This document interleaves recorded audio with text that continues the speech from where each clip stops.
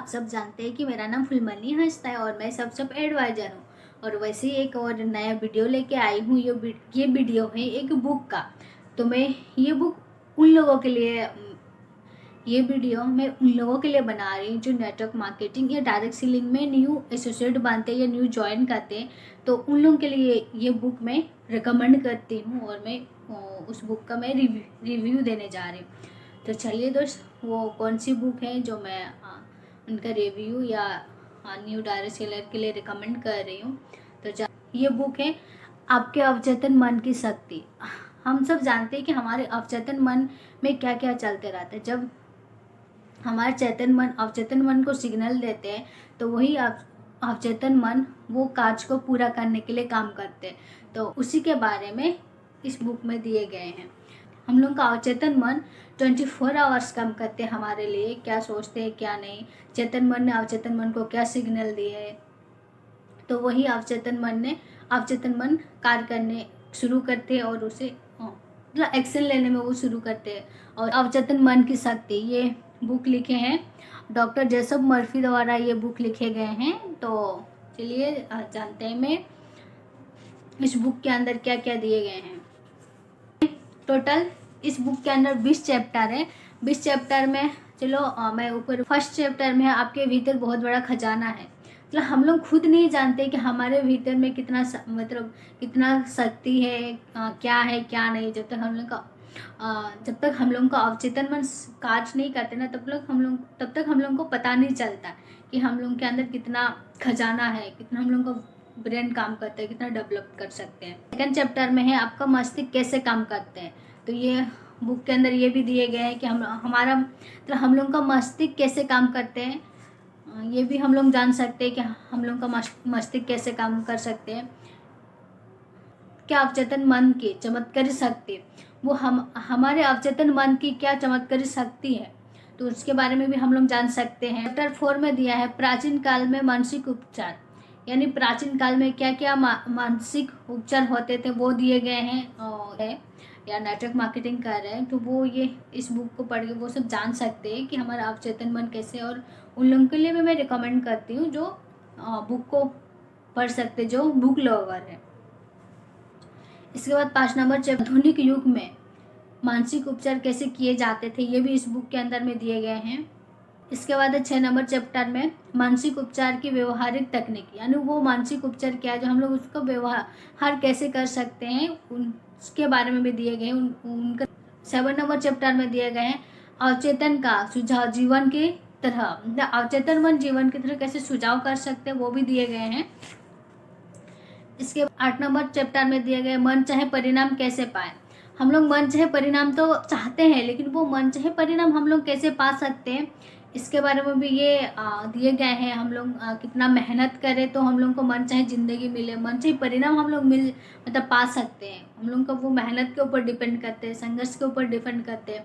तो 9 number chapter में दिए गए हैं दौलत पाने के लिए अवचेतन मन का कैसे प्रयोग करें।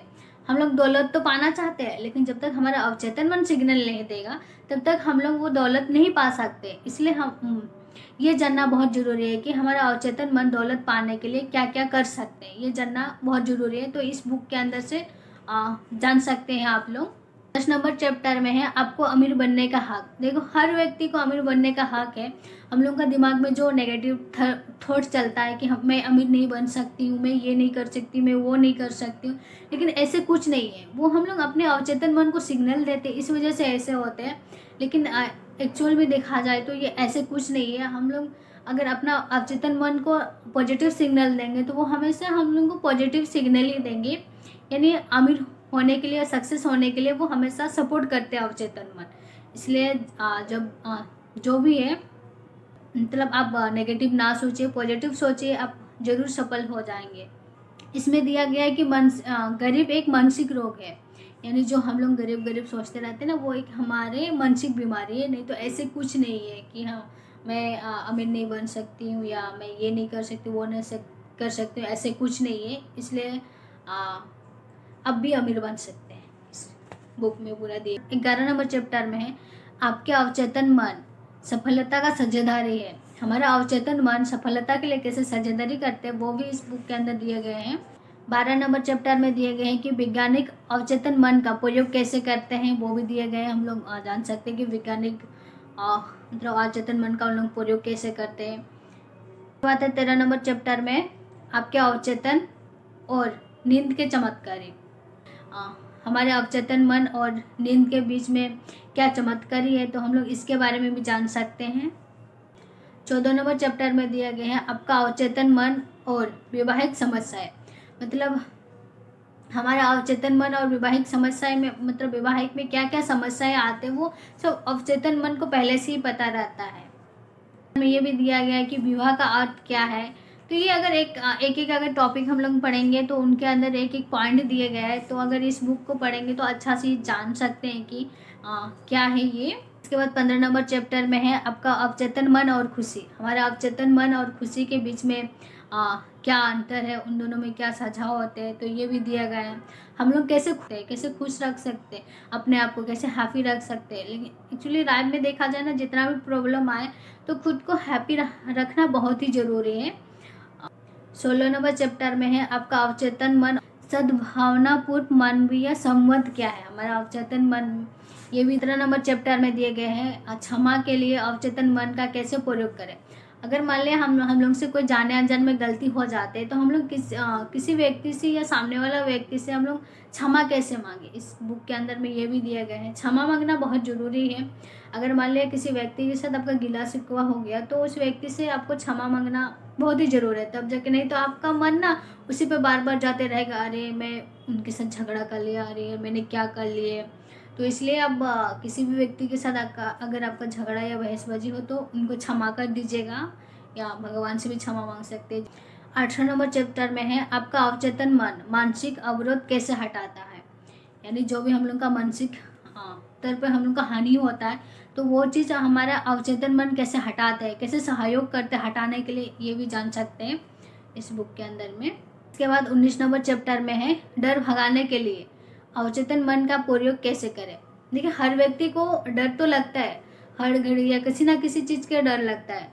अगर मान लिया किसी का एग्जाम आ रहा है उसमें डर आ रहा है, फर्स्ट टाइम अगर हम लोग किसी भी शुभ काम करने के लिए जा रहे हैं तो उसमें भी डर लगता है। यानी हर किसी व्यक्ति को डर लगता है, लेकिन उस डर को कैसे सामना करें वो इस बुक में दिए गए हैं। ये हमारा अवचेतन मन उस चीज़ को कैसे प्रयोग करते हैं उस डर को भगाने के लिए, ये दिए गए। इसके बाद है ये लास्ट चैप्टर है। लास्ट चैप्टर में दिए गए हैं कि मन से हमेशा युवा कैसे रहे। यानी आपको मन से हमेशा यंग कैसे रहना है। तो आप अपने मन से युवा कैसे रह सकते हैं। मन से युवा रहने के लिए आपको ज़्यादा स्ट्रेस नहीं लेना है, हमेशा हैप्पी रहना है, हमेशा पॉजिटिव सोच रखनी है अपने लिए, सामने वाले के लिए, लोगों के लिए। और आप मन से युवा कैसे रह सकते हैं ये इस बुक के अंदर दिए गए हैं 20 नंबर चैप्टर में। तो चलिए मैं यहीं पे कह के अपना वीडियो को समाप्त करती हूँ।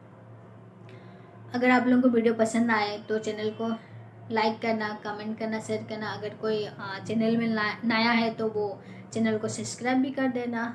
नमस्कार, जोहार गे।